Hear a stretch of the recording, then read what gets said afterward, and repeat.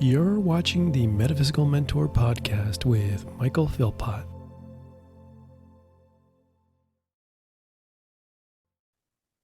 Hello, everybody. Thank you so much for tuning into the show. This is the Metaphysical Mentor podcast with, of course, me, Mr. Michael Philpott.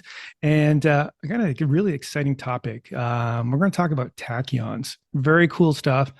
I know a lot of people out there probably heard of tachyons, but we're really going to actually go deep into understanding tachyons. So before we get started, Dr. McNamara, I always say this at the beginning of every podcast. I got to thank my listeners. For those who are listening on Spotify and Apple, really appreciate you.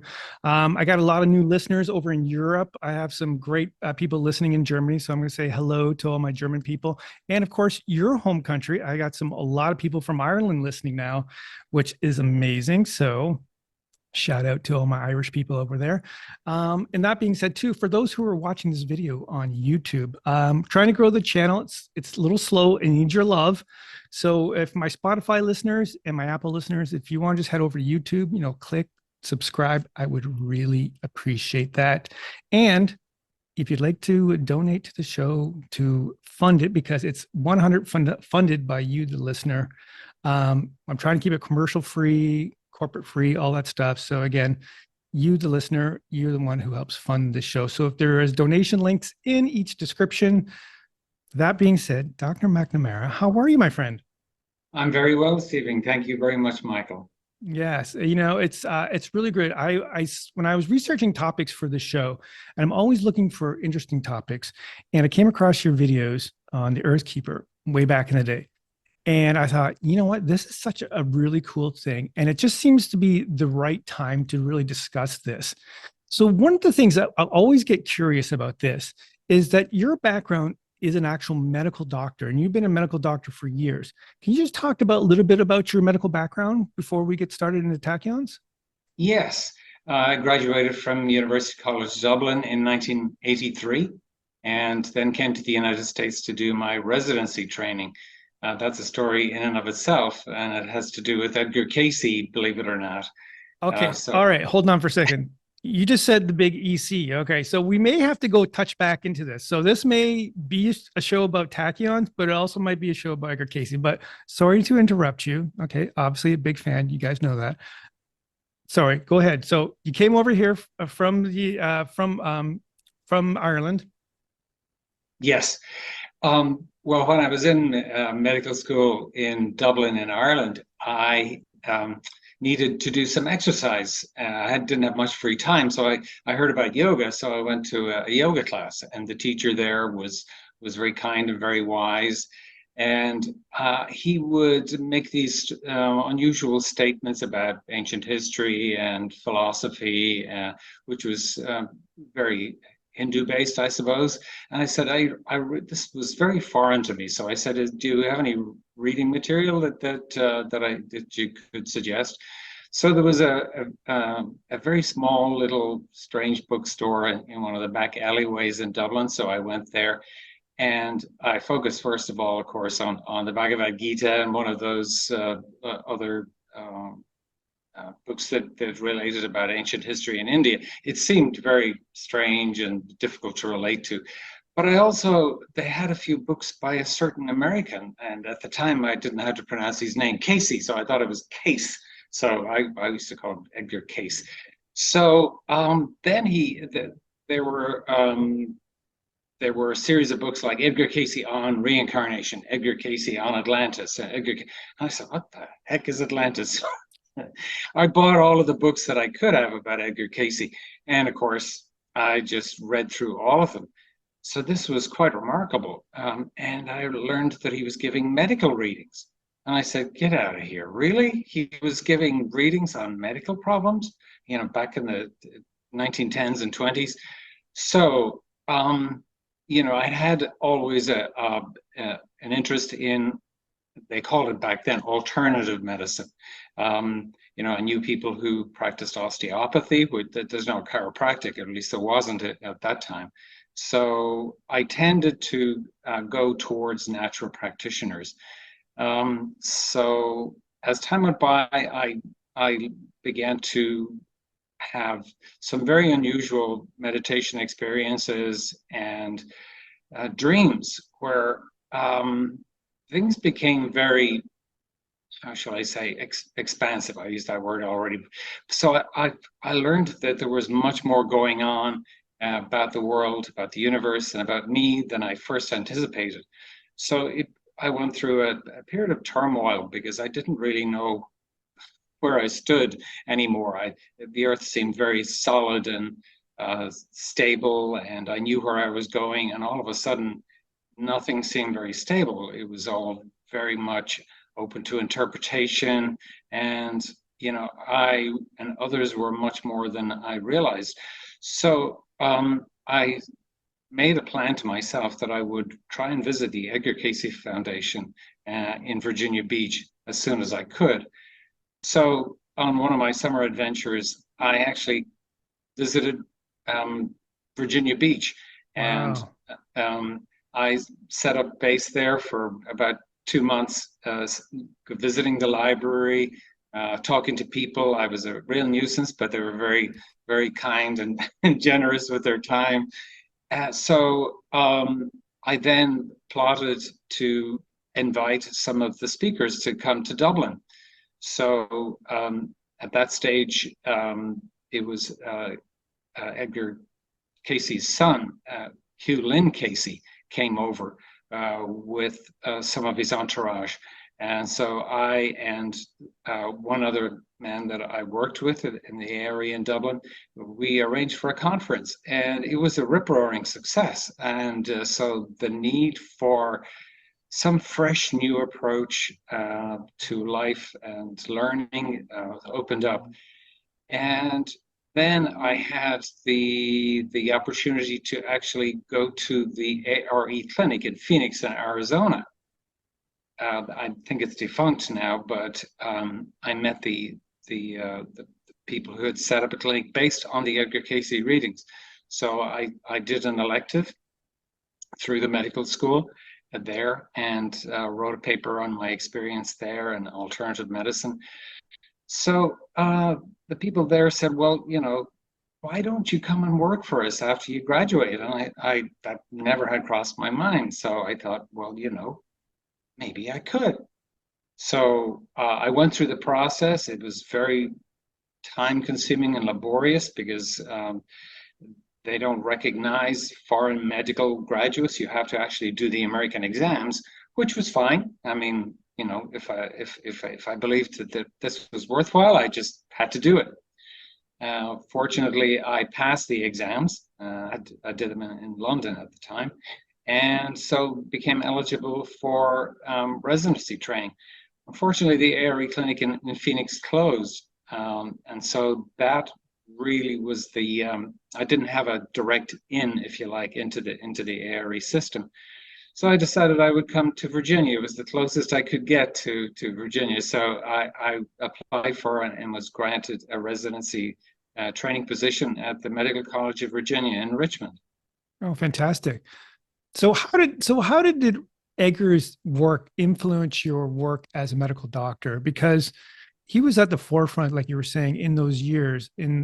He was diagnosing people with illness, giving it treatments. So because there's such a difference between what you learned in school, there's this big imbalance between holistic and regular medicine, allopathic medicine. How did you balance those two worlds in your medical profession? As best I could. Friends and family worried about me for a while because I was very odd and very different. But having gone through the yoga classes and started to meditate and studying my dreams, I realized that we were much more than just a smart animal.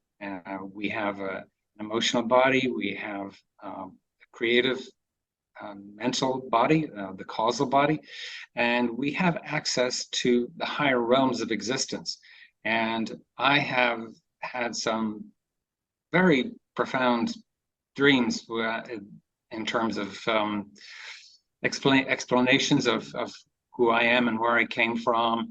As time goes by, of course, I became much more empathic and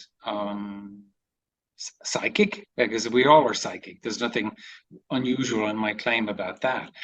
But I always try to apply it in terms of health and healing.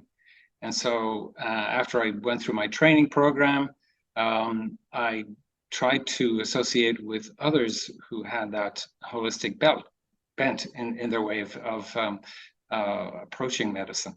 So I worked with osteopaths, chiropractors, and herbalists, and massage therapists. I tried to form a collective at one stage, but unfortunately nobody was willing to front up any money. So, but I had a liaison with people both in the town I worked in and the surrounding areas. So I did the best I could in the situation.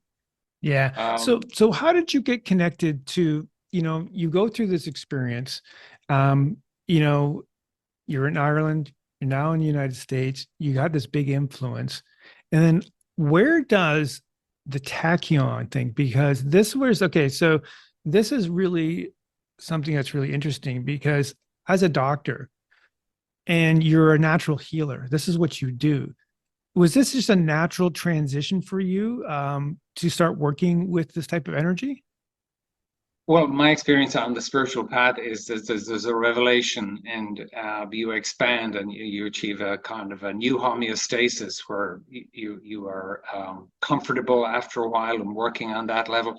But then all of a sudden there's another expansion in awareness, and you become destabilized once more, and you find that level of comfort once again. In June of 2012, I saw my first unidentified flying objects. Okay. So, yes. This is getting really interesting now. All right. Now, was All this right. in Virginia, or was this in Virginia, and I in wasn't looking Virginia? for it. Yes. Okay. All right. And so this again was outside of my purview.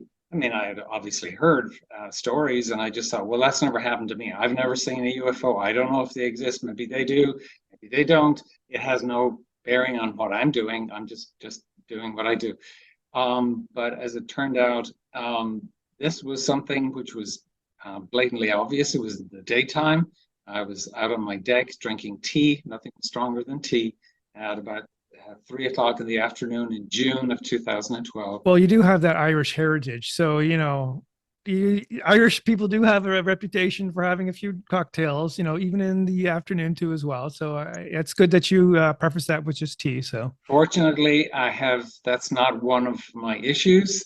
So that hasn't gone further than tea, the occasional wine. So again, I had been familiar with images of saucers of various types, and I thought, well, whatever. But these were much, much bigger than this. And as I immediately ran to my computer and tried to find images of the craft I saw, these were very large craft. There were people call them cigar shaped. okay. They are snub nosed on both ends. I don't know how big they were, but they were quite large, and they were literally cruising over my house, and I lost sight of them as they went over the roof. So, I mean, I had an understanding of physics, and these weren't obeying the rules of physics that I understood. They had no wings, so how could they fly? And because they weren't flying, they were moving with a motive force that I had never heard about. They were also flying in a way that our airplanes would never fly, because there would be just too much turbulence. Airplanes tend to, if they're flying in formation, they're staggered. These were one right after the other. There were no portholes, no windows. They were a silvery aluminum color in the bright sunlight. And I realized straight away that they were sending me a message. So as they were heading beyond my vision over the roof of my house, I just raised my mug of tea, and I said, "Thank you for coming." So it's like, well, I had to find out, who were these people? Where did they come from? Why are they here? And why are they flying over my house? So these were lots of questions that needed to be sorted out quickly before I could integrate this next level of understanding.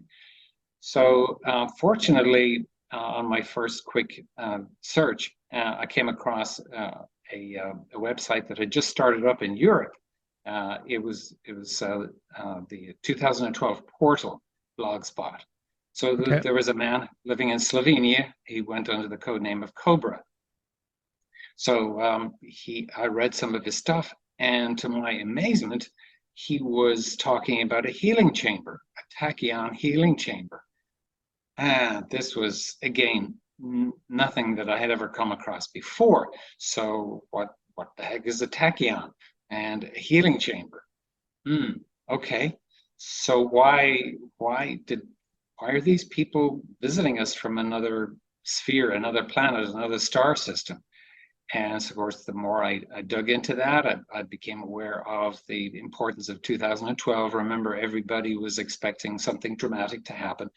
And I think it did. Certainly for me, it did. It was a dramatic expansion in consciousness. I needed to know as much as possible. So I had to go back to basic physics again and review the theory of relativity, the special theory of relativity, and tachyons were first defined, or at least posited, by Mr. Feinberg, who was a physicist back in the 1970s. He posited it as a way to solve some of the problems that were part of the theory of relativity, because Einstein said you cannot move faster than the speed of light. Yeah. And that to him didn't make sense. So he posited a particle that could move faster than the speed of light. And of course, now we're very comfortable with that, because we speak about the quantum world that behaves in ways that we consider bizarre, because it's not linear, and speeds don't seem to matter. It's the speed of light is just a number. So the theory behind the tachyon chamber was that, and of course, this suited my knowledge of Star Trek, especially the Next Generation. Again, when I heard of tachyons first, I thought, well, that's just something in Star Trek. It's an interesting word, but that's all it is. It's just a word that they just came up with. However, the whole fabric of time and space, and Casey's talked about that. He called it a skein, S-K-E-I-N. I don't know if you have heard of that word, a skein. He talked No, I about this. haven't. Okay, and I had to look up the word skein. It's an old Norse word that sort of was adopted into into English in the Middle Ages. He described our experience here as being in the skein of space and time. And of course, we do live in 3 dimensions of space but 1 dimension of time. So I became aware that there's a thing called counter space, Okay. where you are in 3 dimensions of time and 1 dimension of space. So that's a very time-bending concept, but it makes sense if you think about your dream world, because Okay. there you are caught in space, but you can move in time. So at that level, the astral level, the causal level, time has a different meaning and different purpose. So getting back to where we are right now, we live in that 4-dimensional world of 3 of space and 1 of time. So we have to work out a way of dealing with those propensities, because the 1 dimension of time, unfortunately, it's a unidirectional vector, and it brings into effect what's called entropy. Okay. Yeah, I've heard of that term there, entropy. So is entropy basically the idea that it's kind of like a really broad spectrum? It means about decaying. Is that Yes, is about decaying of matter? yes, everything loses energy. Okay, or So energy. Yes. yes.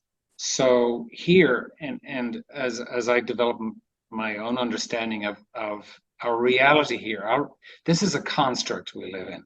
I mean, I've heard that before, but it is. And because we live in one dimension of time, everything loses energy.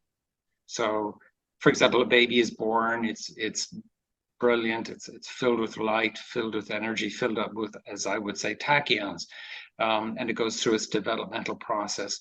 But by the time we get to about 20 years of age, we begin to lose that, if you like, clouds of glory that English poet described as having.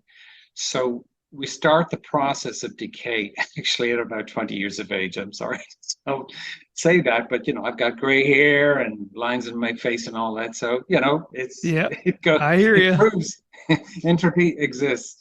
But yet there is that other aspect of reality where there is a place of no time. Okay. There is a time. Yeah. So time is flexible.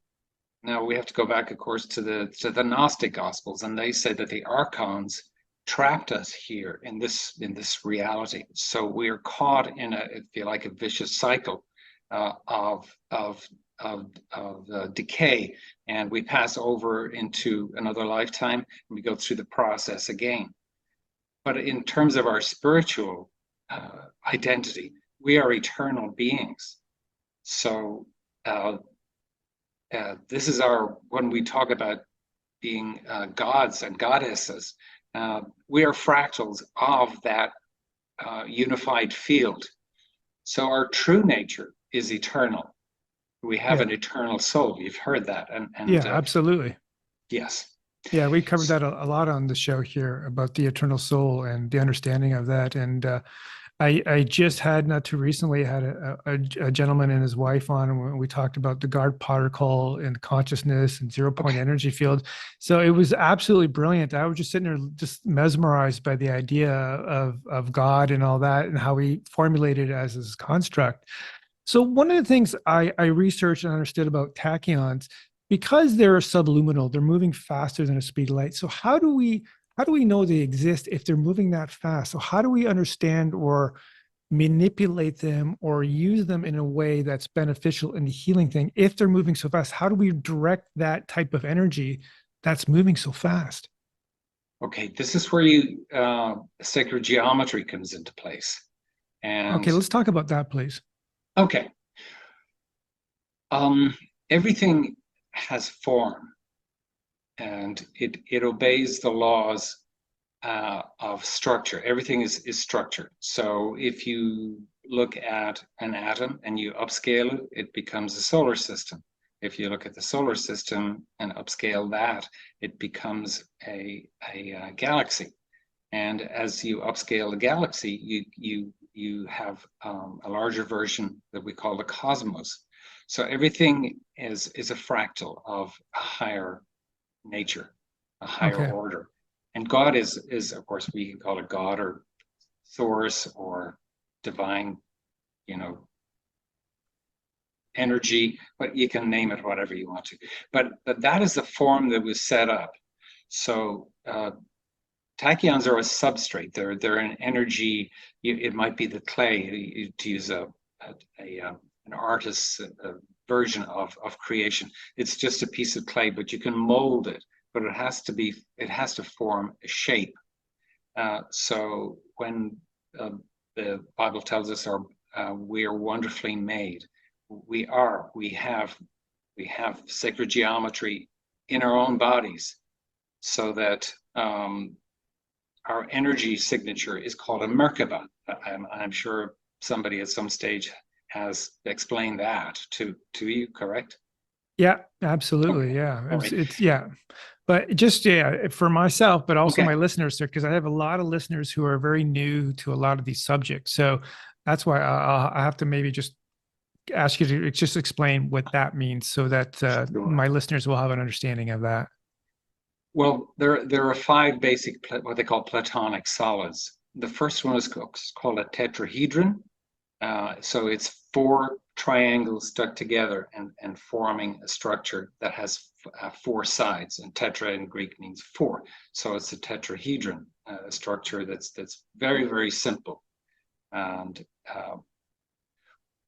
in the process of going to the lower planes, there had to be a split. So you came from unity to the creation of both male and female, positive and negative. So the tetrahedrons became enmeshed one with another. One was pointed upwards, which is the male or masculine or positive tetrahedron, and the female one was pointed downwards and enmeshed at specific angles with the lower one, and they both spin counterclockwise. So that's the Merkaba. That's the energy of our soul. Our soul is sex, not either male or female. It has both of it. But in our manifestation here, of course, we have to choose one. And that actually is if you see, for example, at the first chakra of a female, her triangular pubic hair is pointing downwards. So this is the hairs on her head also, and the hairs in her pubic area follow those rules. So the female hair is like so, and also if you especially look at a baby's chakra here, the seventh chakra, it's in a spiral, so that the hairs themselves obey those forces that are etheric. We often call them etheric forces. Wow. So our soul is actually what they call a star tetrahedron. If you take that three-dimensional structure and make it into two dimensionals, it's called the Star of David. So you have a triangle with one pointing up and one pointing down. But that's just a two-dimensional representation of a three-dimensional structure. Okay. And so that is the most simple structure that there is, a tetrahedron, and then the soul energetically being a star tetrahedron.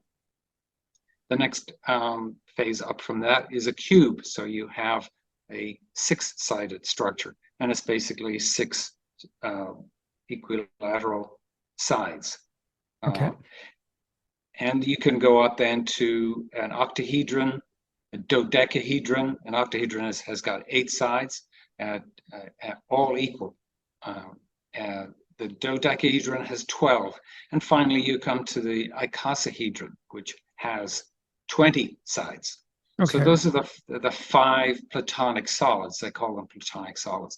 And this is not just theoretical and boring. It actually has an effect, especially in geology, because they study rocks and minerals, and these are, quote unquote, the most primitive forms of life there is. Rocks and stones actually have a consciousness. Even Jesus said that as he was coming into Jerusalem. He said, if the people didn't greet me, the rocks and stones themselves would have sung in joy. So he he was trying to say that they have consciousness too, and they can sing. So this is where crystallography and why a lot of woo-woo is around the crystals, because they are very prone, or they have the ability to entrain energy through their lattice structure of atoms and what's called scalar energy. Okay, I've heard that term. Yeah, I've heard that scalar term. Now, this really reminds me of very old ancient technology that I've researched and understood about the Atlanteans. It's very, very parallel. Is it the same similar type technology that they were using 26,000 years ago? Yes, and they misused it. Of course they certainly did. Yes, and they knew all about pyramids. We haven't talked about pyramids yet. They use them as weapons of war. And Casey describes that in a lot of details. There was one specifically in the Bimini area, which caused a worldwide catastrophe. Catastrophism is a recurrent issue on the Earth that we have to deal with, but during the Atlantean times, the manipulation of energy in a negative way actually triggered a cataclysm that was not natural. So we suffered greatly. Both the good people and the bad people went through a tremendous destruction, and it took us many thousands of years to get back into some semblance of civilization again. Yeah. So is that what it's used in the chamber is? So you have the sacred geometry. So Yes, that is basically, is it, like, how does that work? So in the chamber itself, now is this just a room or is it like a sunbed, where it's encapsulated and there's all these different walls around you? So how does that work? Like if you can just kind of walk us through the process of yes, between the crystals, the sacred geometry, pulling it down, things like that. So maybe you just kind of describe how that works. yes. Um, I say the whole room that I have it is the chamber, but Okay. it has components. It has a pyramid, and I'll explain why that's important. It has crystals, a lot of crystals, Is there and any also particular kinds of crystals that you use? Is it quartz crystal? Is it mostly quartz. mostly Mostly quartz? quartz. Yes, because quartz is the simplest form of crystal, and most people who use crystals, especially for manifestation work, they use the purest crystal, quartz crystal that they can. Now, of course, there are different crystals in terms of, well, you can call them impurities, where there are different colors, there are different patterns within the crystal itself. So, if you like, some have personalities. So, if you work with, let's say, amethyst, um, it relates to the color violet, which is your seventh chakra. So it tends to open up to the higher dimensions. Yeah, I Um, got some right there. I got a piece right there, and I'm holding the yes, camera. Yeah, I got my crystals all over the place. So yes. is that the reason you use crystals? Is it because they're programmable, or is it they already had a pre-programmable feature or in them already that you can use to I, absorb or direct tachyons? well, it's the most advanced form of matter there is. Again, this goes back to um, the whole cosmos is an ascension machine, basically. Everything is consciousness. Even as I said, rocks and stones have consciousness. So we're all in the process of upgrading. So, animals, plants, they're all living in their own dimension. They're all of consciousness, and they're all striving to get to the next dimension. And that's why we like animals, of course, to live with as our pets, but our pets are interested in us too, because they want to evolve. So this is how they evolve to the next level. They have to live with us and develop psychic abilities. And as, of course, we all know how cats and dogs are, they can read our minds and stuff like that. And so we have to develop compassion. So our dogs especially have such loving hearts that you come home and you're grumpy. Your dog comes to greet you, and he or she loves you. It doesn't matter if you're grumpy, happy, sick. But they know that sometimes that you're sick, and Yeah, you can see that worried look on their face, because they have concern, empathy. yeah, So everything is evolving. Crystals are evolving also. They want to be of service. And so, interesting. yes, everything is evolving. Yeah, I never heard about that. The idea of, crystals itself evolving into that too as well. So that's pretty fascinating. I mean, it kind of makes sense if we're all coming from the same consistent thing. Like we're all part of consciousness. We're all trying to grow in evolution and be of service. And that's what we're trying to do is be of service as humans to the greater cause. So with the crystals in the chamber, is there a special alignment that you have to put them? So you have the pyramid, you have the sacred geometry, you have the crystals. How are they arranged in the chamber itself? Is it through the sacred geometry as well? Yes, but let me just go back a little bit to tachyons, okay? Okay, Because please.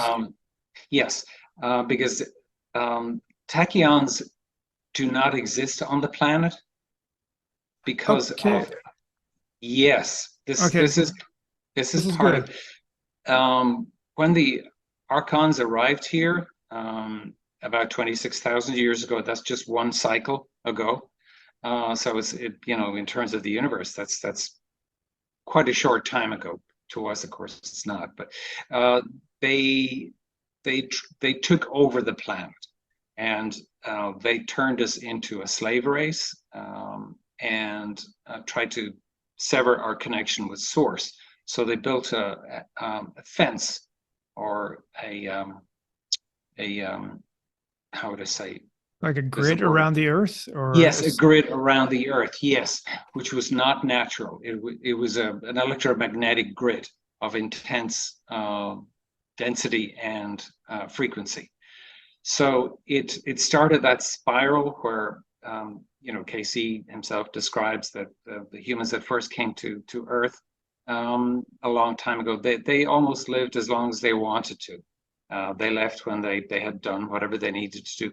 But with each fall of mankind, and he described that the fall wasn't just once; it was a number of gradations, slowly but surely. We're at the lowest level of our development now, and we're starting that crawl upwards again. So even in the Bible, they talk about Methuselah and that family living to 900 years old.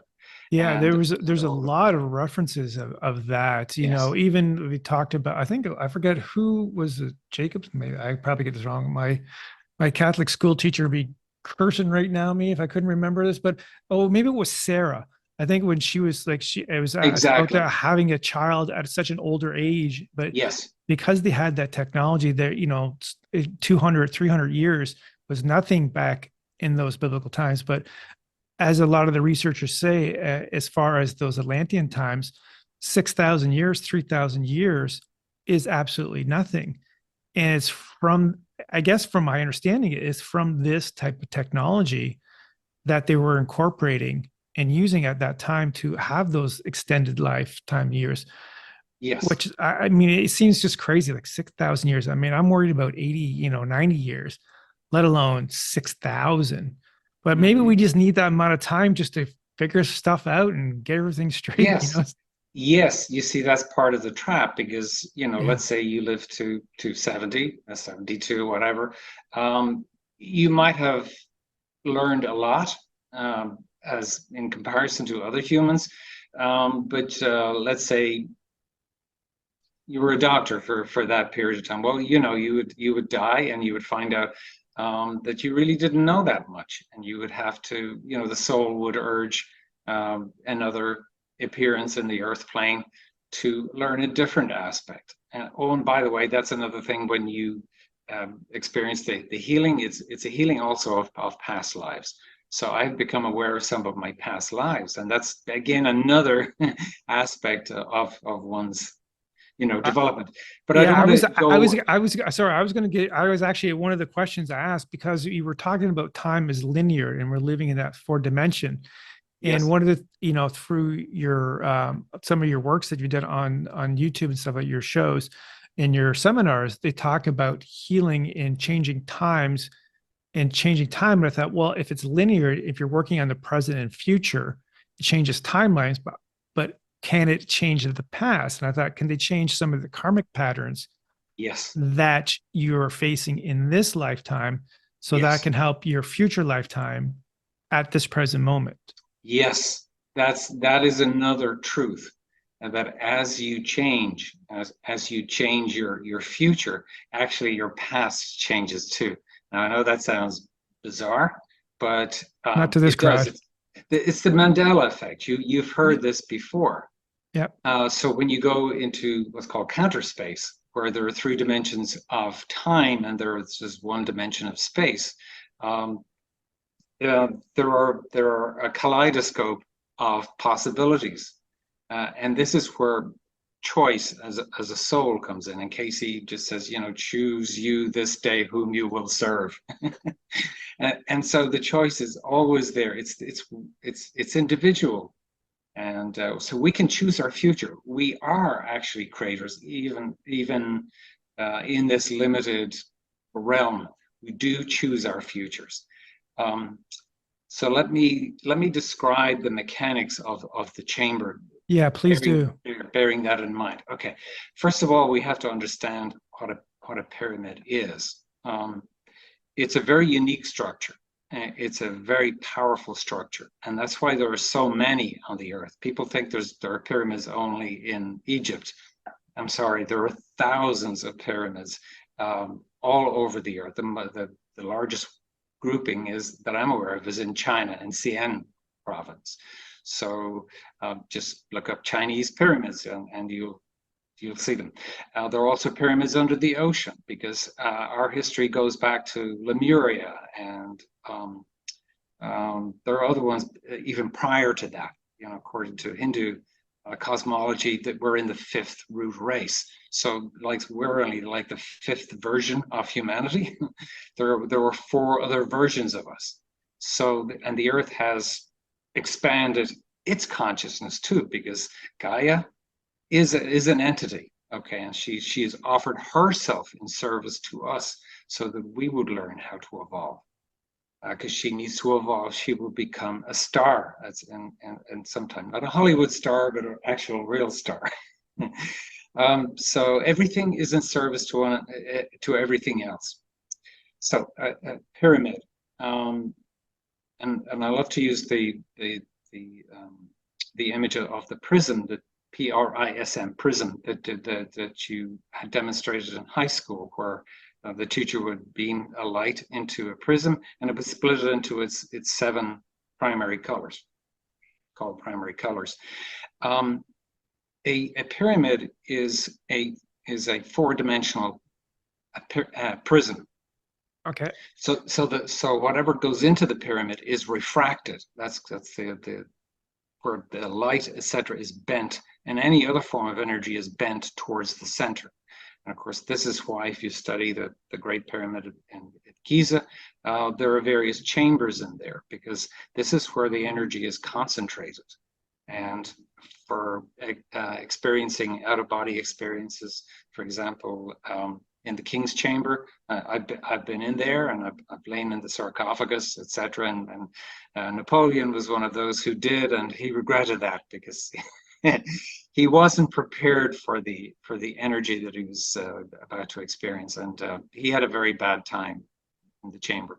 Yeah, so I've heard stories about that. I talked to John Van Auken about that, and how everything just changed when he went in there. And like when he got a part of the ARE to do a tour there about meditating in that, and I always thought to myself that would be like the craziest amazing experience. So that's on my bucket list. But yeah, they're really powerful. Like pyramids are very, very powerful, and what they were used for. Yeah, very powerful. Yes. So you don't physically have a pyramid, like a structure in there. Do you actually have, is it made out of a certain material?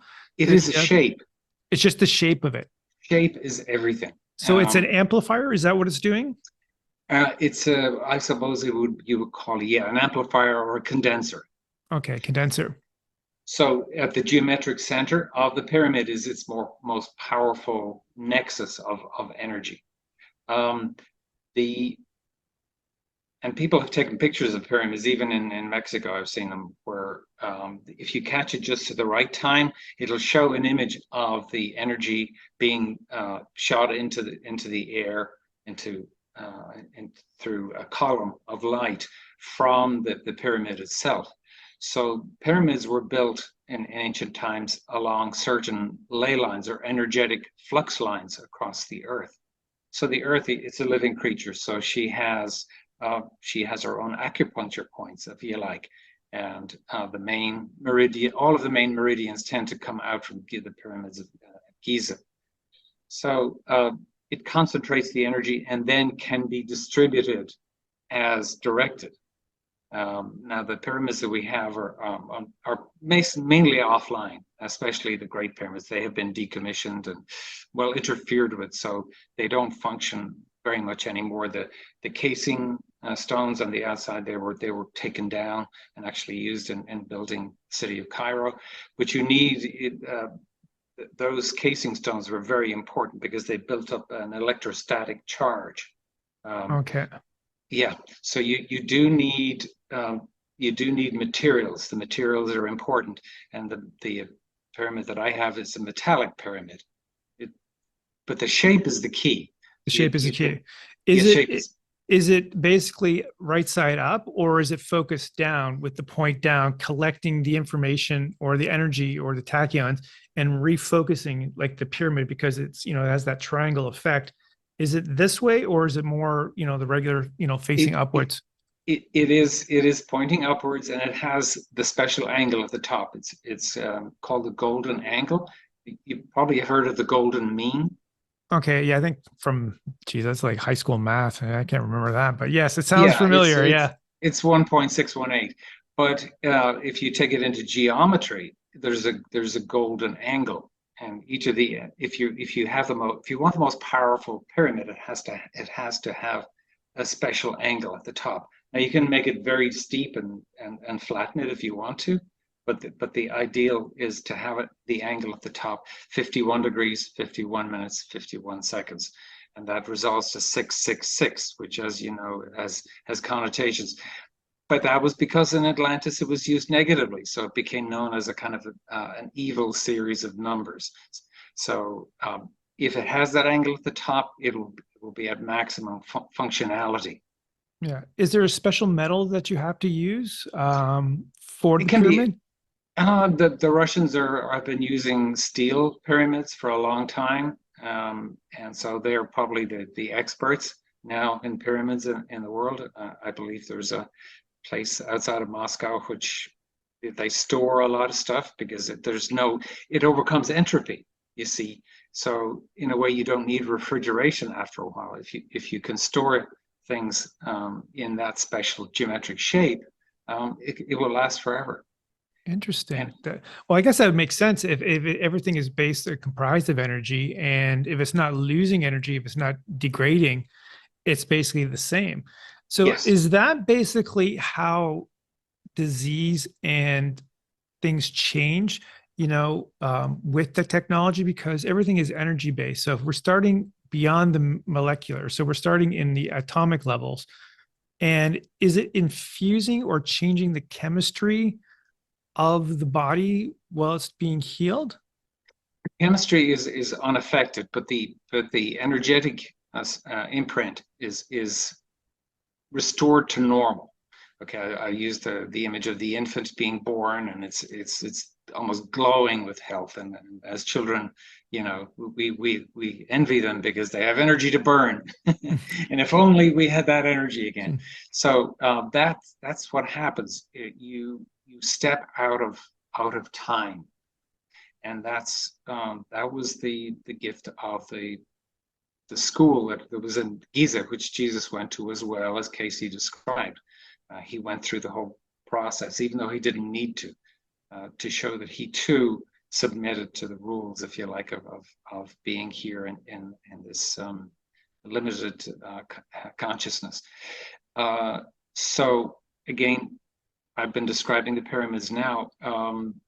Let's look at the crystals. Yes. Okay. The crystals can be programmed. That's why we use them in computers and watches and atomic clocks and all of that sort of stuff, because they're very predictable. And the purer the crystal, the more perfect its functioning. Okay. Some people like to use imperfect crystals because they like they can do things that even the perfect crystals can't do, because you can inlay your own personality into it. But if you're just looking for the perfect response, you can entrain the crystal with your energy structure. And I would like to describe scalar if you would let me. Yeah, please do. Okay. Yeah, I've heard of that healing energy. Yes, there are two forms of energetic transmission. One is transverse, and you've seen that it's a sine wave. It goes and it is both above and below the baseline.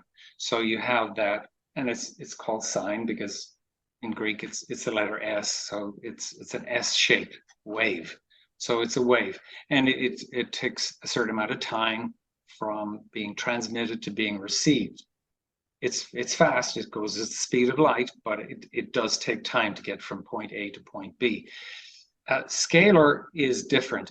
If you had that analogy in high school of using a slinky to show how the wave is, your science teacher would wave one end of the slinky, and the wave would be, you would see it transmitted along the slinky, the wave. Now there's the other form, which is called longitudinal. It's not transverse, like going above and below the baseline. So it's sent as a pulse. So it's a pulsed form of energy. So it's not as easy to demonstrate with a slinky, but instead of moving the slinky from side to side, you push it like that. You send a jerking motion, and it's sent as a pulse down directly through the slinky. Okay. And there is no time involved. So scalar energy is both transmitted and received at the same time. Interesting. That's called scalar energy. Yes. So you're taking the time factor out of it. And this is what, it involves its 0-point energy as well, whereby the spiral gets tighter and tighter and tighter, and then it can be passed through a small nozzle, for example, and huge amounts of energy can be transmitted as long as you can get the spiral properly. And it can be used both negatively and positively. There is some weaponry you've become aware of, I'm sure, with strange fires going on across the earth. That those unfortunately have been scalar weapons. Believe it or believe it not. So the crystals can be conduits for scalar energy. And this is where the tachyons come in. Finally, we've gotten to the tachyons. Okay. Now, to bypass that electromagnetic fence around the Earth, you have to be able to take advantage of deleting time from the process. Okay. So there are spacecraft out there, Musk and SpaceX, and there are others and you can rent time on a satellite out there if you're wealthy enough. And Cobra has done such and has placed his own oscillator there. And the oscillator sends a frequency that will be picked up preferentially by the crystals that he has altered himself through a process of, it's called tachionization, actually, and there is a technology for doing that, and a patent has been issued for that. So it's a known technology. Oh, that's good. That's good to know. And so yes, it is a real thing. It's not just invented, even though I thought it was just on Star Trek. But Star Trek was great too. So don't let me forget to discuss that, because there was a lot of amazing truth told on Star Trek. So you can bypass the electromagnetic fence, and the tachyons then are concentrated inside the chamber. And okay. Where the person or the patient is lying inside the chamber, the tachyons are focused at the second chakra. Okay, so why the second? Because that's, if you remember from your Casey material, this is your creative chakra. Okay. Okay. It's the womb. Okay. The first chakra is where prana or the kundalini is stored. So it's just like an energy storage area. That's your first chakra. Casey talked about the second chakra being the open door. It has to be opened to allow the kundalini to rise. So I also use the analogy of, some people come from quite far away distances to come to here. So this builds up a thought form, because I've had people from Canada, so it takes a while to get here from Canada, as you know. Yeah, so, it's good for depending on which side of the country you're from. But yeah, I've actually heard there's some people from Quebec and Ontario, stuff like that. It's a little bit of drive. It's not all the way to Florida, but it's still a bit of a drive to Virginia. But yeah. So what happens is let's say they decide to come to Waynesboro, Virginia. It sets up a thought form or a timeline. Okay. Okay. Because that's who we are. We're creators. If you decide to do something tomorrow, that you're creating tomorrow. You're a creator. And so they set that as a thought form, and they say, well, what do I want to happen to me in the chamber? So they usually either mentally or physically write down things that they would like to happen, be it physical, mental, emotional, spiritual.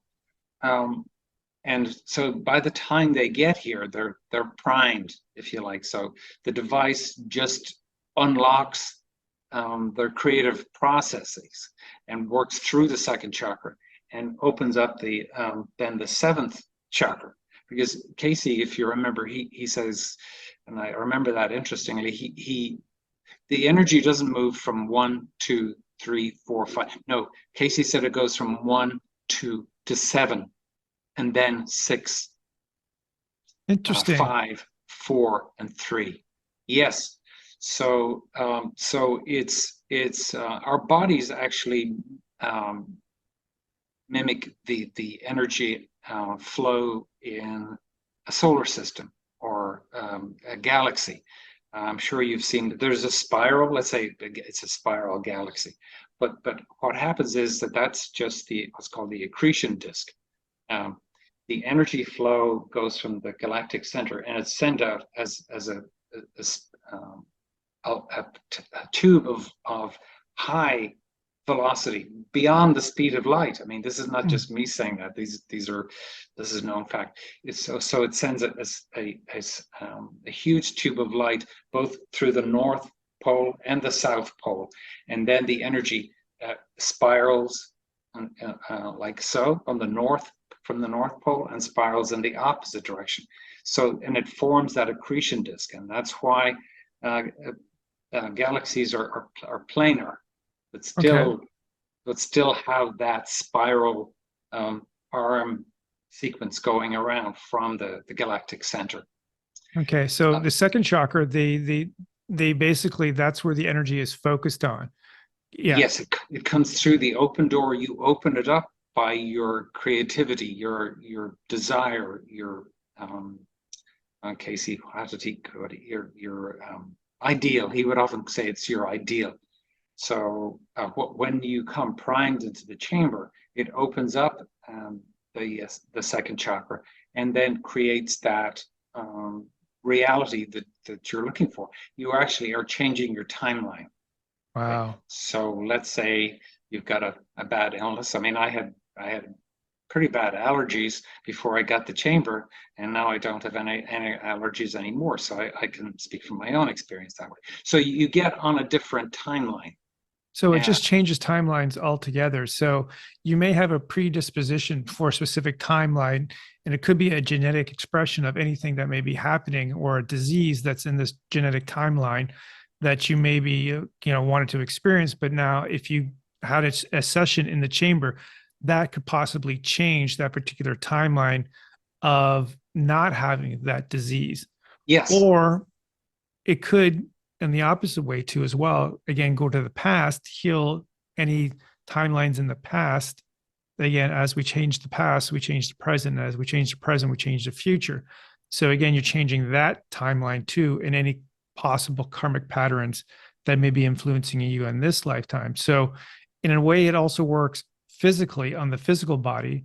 So you don't have that, but also on a deeper spiritual conscious level, you're changing and you're upgrading too, because you're no longer bound by those other influences that allows for that expansion. Yes. Does that make sense? Yes. Everything is energetic, and we are gods. I mean, and goddesses. So, this is what we have to learn. And it's really, it's great. It's not a burden, but like everything else that when you develop a skill, it takes time and work. But this is what we're here to do. And if we are to, grasp that opportunity to be more than we are, be all you can be and more. We are multidimensional beings, and we experience that usually only in a sleep state when we travel in time and space as needs be, and sometimes we have magnificent experiences, and sometimes not so magnificent, but they all have their own focus on something that needs to be healed, basically. Yeah. So one of the things I wanted to ask you about is the sessions itself. So is it like one and done, you're in, you're out, and that's it? Or do you have to have multiple sessions in order Initially, to facilitate a level of healing that what you're looking for? yes, initially a number of sessions. 5 sessions usually is what I recommend. So because it's gradual, and we try not to have too much of an impact on the body. Now, if you've been seriously working on yourself for quite some time, it's probably something you can deal with. But I've had some people not having a terrible experience, but it's been somewhat overwhelming. And at times I think something's going wrong, but actually it's going right. It's just that it's such a powerful experience that they're having, that they need time actually to time in the Process. chamber to Yeah. process it. Yes. Because because there'd be so many different things, like emotionally, just even mentally, the different thoughts and Yes. emotions that could be suppressed that are coming to surface to be healed and Yes. to come out of consciousness. I mean, anybody who's done any type of work and, on themselves, whether it's, spiritually or just trying to be a better human, there's always that process of processing the emotions or thoughts, feelings, traumas, and things. So if you're going through a healing process, certain things could activate a little bit quicker that you don't have the foundation to kind of like balance it. Okay, this is what it is. Like, and if all of a sudden all the stuff's coming to the surface real quickly and you're kind of get overwhelmed, it would really make for a challenging experience. But in the long run, it's always better. Like I always say, it's better to out than in. Get it all the stuff out, get the uck out, and get in and stuff like that. Now, with the sessions, does it have to be every day, or is it going to be like once a week? Like if somebody's traveling from outside the country or outside the town or anything else, that is it just one after another, or does he have to take a day in between? So if you got out of town guests, how does that work for them? Well, ideally 1 session a day, but because I live in a rural area, I've learned to bend the rules a little bit, and if nobody's having any dysfunctional experience, then I let people have 2 sessions a day. But I try and stretch them, like one early in the morning, one late in the afternoon, and spread it out over days. And so they would spend maybe 3 days in the area here, Okay. and it's beautiful, especially this time of the year. So it's always a pleasant place to come. It's very historical as well. Being in Virginia, There's lots of history there. Oh my God. lots of Yeah. history. Yes, Yeah. Civil Lots War. of things to do. Lots of things to do. I could always go down to the ARE, get a treatment, Oh yeah, yeah. lots of It's different things you can do. I think that's an excellent idea. So one of the things I was always curious about, and I hate to say this too, that there's a lot of people out there, they're very unscrupulous.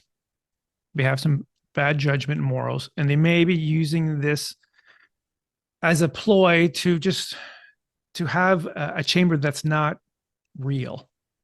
How does yes. so how do one negotiate that if they're looking for this technology and they have the intent to really heal themselves, mentally, emotionally, spiritually? How do they make sure that they're not getting played and taken advantage of? That's one of my big concerns about this, because there's a lot of shady people out there that would use like, oh, I got a Tachyon chamber.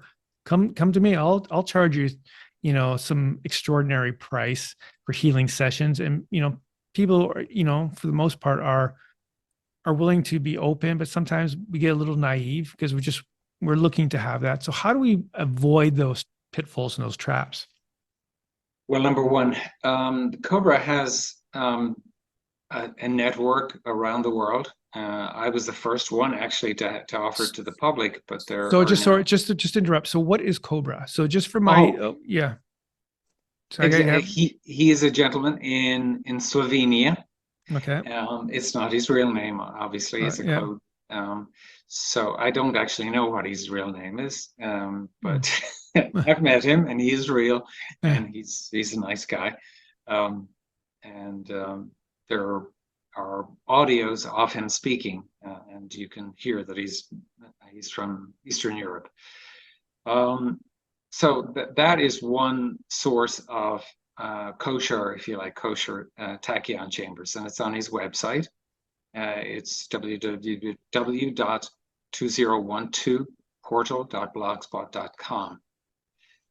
Yes, there are people, unscrupulous people, who are jerry rigging something up and just calling it a tachyon chamber. Well, I mean, if you would like to ask them, where do the tachyons in your chamber come from? You have to have a certain expertise or knowledge in terms of physics to explain that.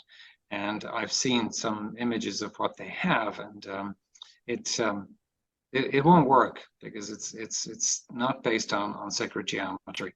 And this is a pattern that our Creator set up from the very, very beginning. Everything is a fractal of something else. Okay. So our bodies are wonderfully made. There's a pyramid at the center of every hemoglobin molecule that we have. So and the globin, the proteins that are in hemoglobin, they're the spiral arms. So the hemoglobin molecule is a little galaxy all on its own. There's an iron molecule at the center of that galaxy. And we have billions of them in our body. Yeah. Extraordinary. So just to reiterate, so if so we can go to, obviously we'll have that information in a description. Is there any other things that we should be looking for, and when choosing that, is there another website or another company that's offering these products that is legit that you've been associated with, or anybody that Yes. I have bought some tachyonized materials. There's a, it's slipped my mind. They're in California. In fact, they were the first to offer tachyonized products, and that was back in the 90s.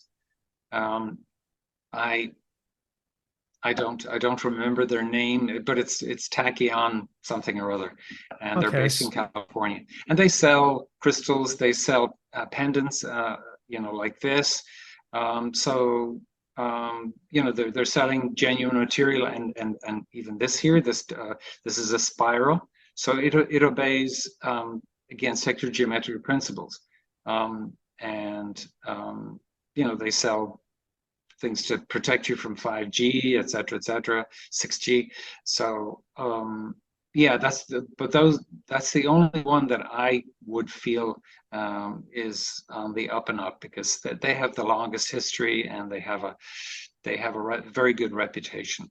So what I'll do is, once the show is finished, I may ask you to send me an email just so I can have it in the description, so you can research that. So for those who are listening. So Dr. McNamara, we're out of time, my friend. No, saying so. Yes.